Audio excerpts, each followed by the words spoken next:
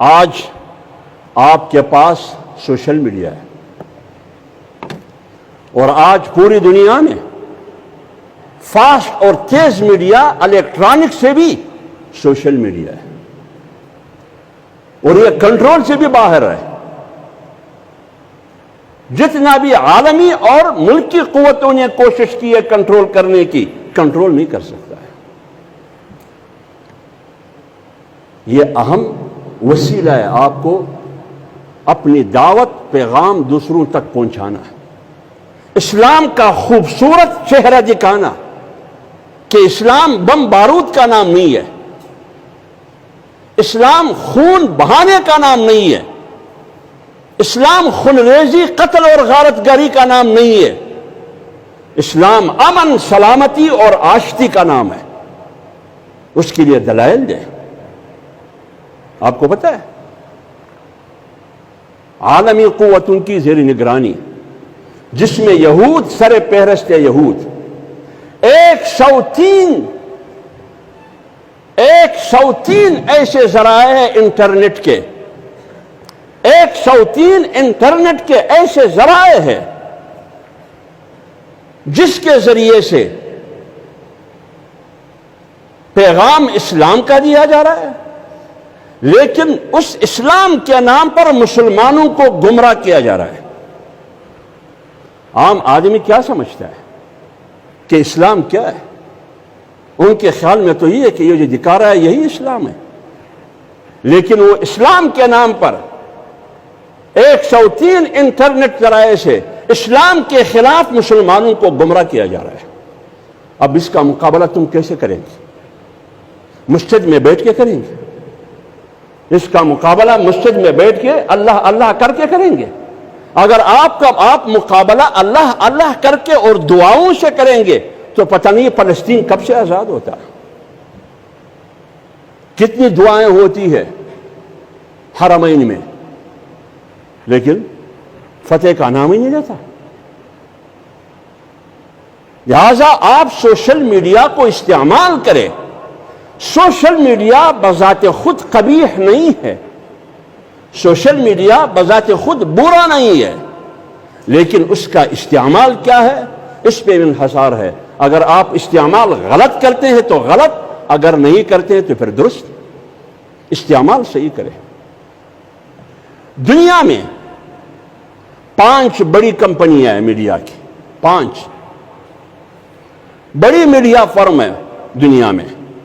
ایک کا نام ہے والٹ ڈزنی، دوسرے کا نام ہے ٹائم وارنر، تیسرے کا نام ہے پیراماؤنٹ، چوتھے کا نام ہے نیوز کارپوریشن، پانچویں کا نام ہے سونی کمپنی.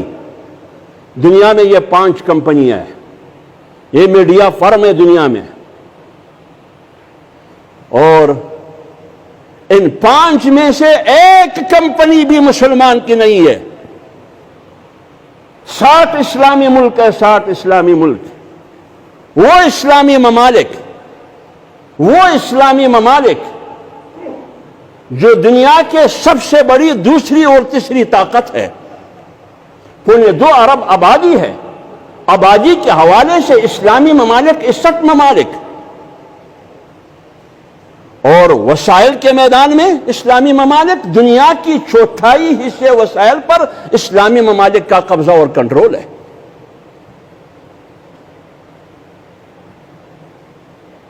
لیکن ان 5 کمپنیوں میں سے ایک کمپنی مسلمان کی ملکیت نہیں ہے، نہ مسلمان کی اس میں شیئر ہے. اور یہ 5 میں سے 4 یہودیوں کی ملکیت ہے، اور ایک کمپنی جاپانیوں کی ملکیت ہے. سونی کمپنی یہ جاپانیوں کی ہے.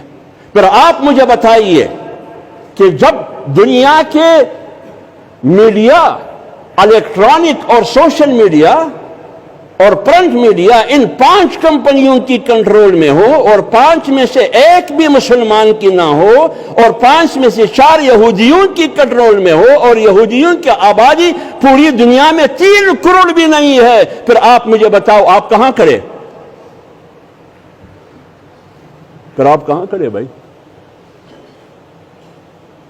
ایک کمپنی ایک کمپنی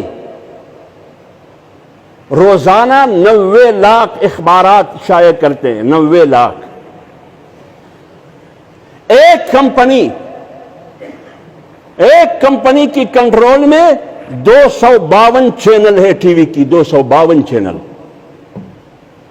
آپ کے پاس ایک موبائل ہے. کبھی میں کہتا ہوں مولوی صاحب میرا تصویر کیوں نہیں دیا ہے، کبھی دوسرا کہتے ہیں میرا تصویر کیوں نہیں دیا ہے، کبھی تیسرا کہتے ہیں میرا تصویر نہیں ہے. آپ ٹھیک بندہ نہیں ہے، آپ جماعت میں نہیں ہے. موبائل بھی آپ کا، پیسہ بھی آپ کا، وقت بھی آپ کا، دماغ بھی آپ کا، سب کچھ آپ کا. دین کی خدمت کر رہے ہیں، ہمیں آپ کو داد دینا چاہیے. آپ کی یہ عمل قابل تحسین اور قابل تعریف ہے. جب دنیا میں صورتحال یہ ہو پھر اس کا مقابلہ ہاتھ پر رکھ کے نہیں، آپ نے مقابلہ کرنا ہوگا. طب کا ایک اصول ہے، طب اور حکمت کا ایک اصول ہے کہ جرائم سے اور وائرس سے ہی ختم کر سکتے ہو اور مار سکتے ہو.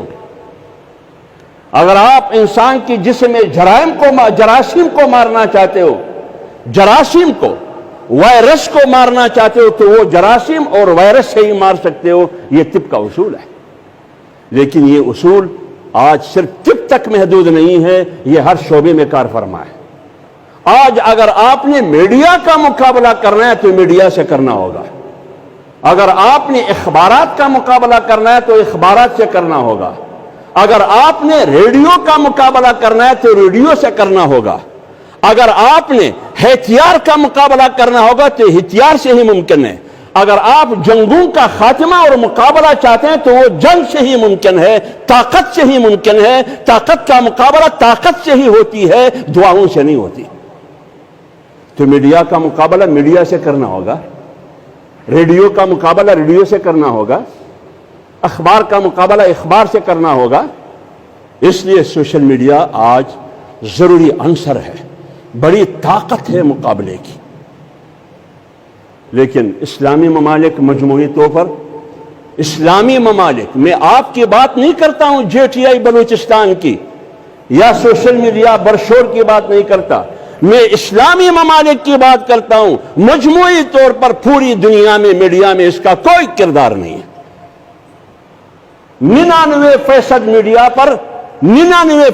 میڈیا پر یہودیوں کا قبضہ ہے، باقی عیسائیوں کا.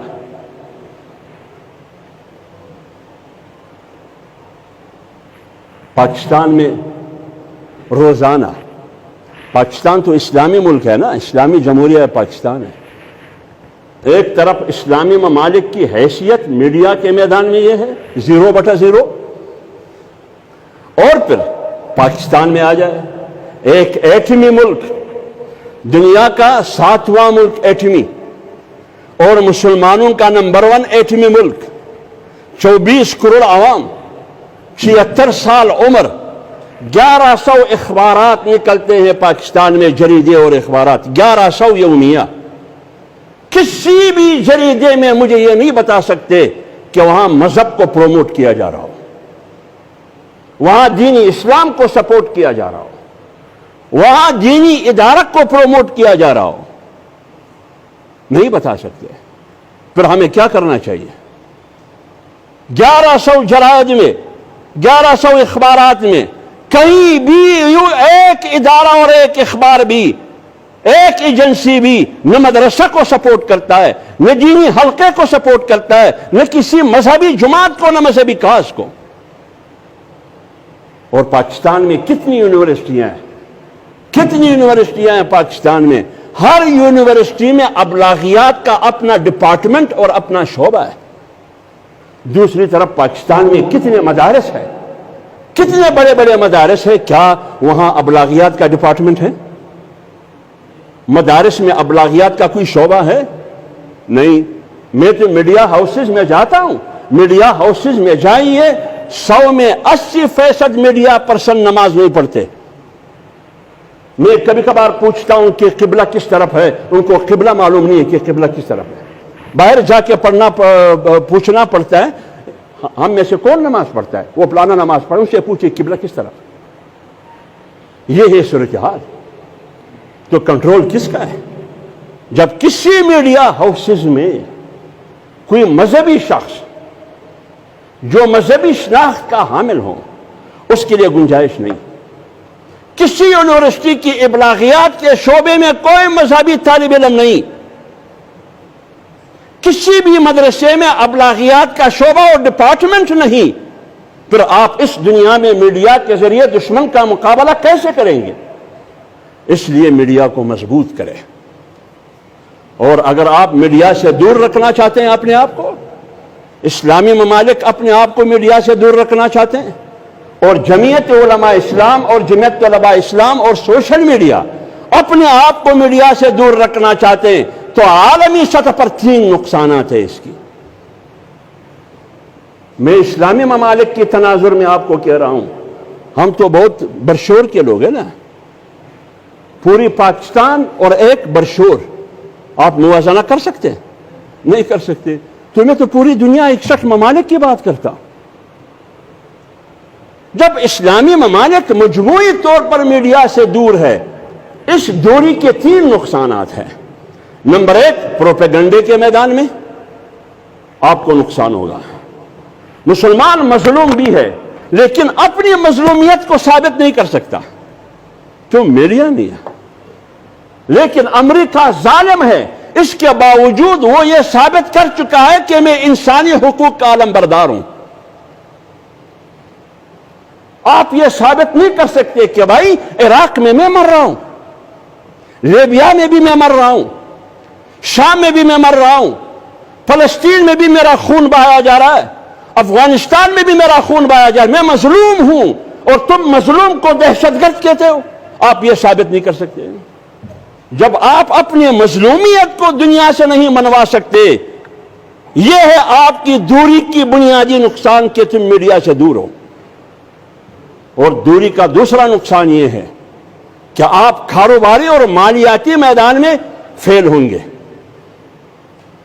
جب دنیا کی میڈیا ایک لابی کی کنٹرول میں ہو، تو پھر آپ بتائیے بزنس کے حوالے سے، مصنوعات کے حوالے سے، پھر اس میڈیا پر عالمی سطح پر اور ملکی سطح پر اشتہارات کس کے چلیں گے؟ اشتہاری مہم کس کی ہوگی؟ اشتہاری مہم اسی مغربی، یورپی، امریکہ اور یہودیوں کی ہوگی۔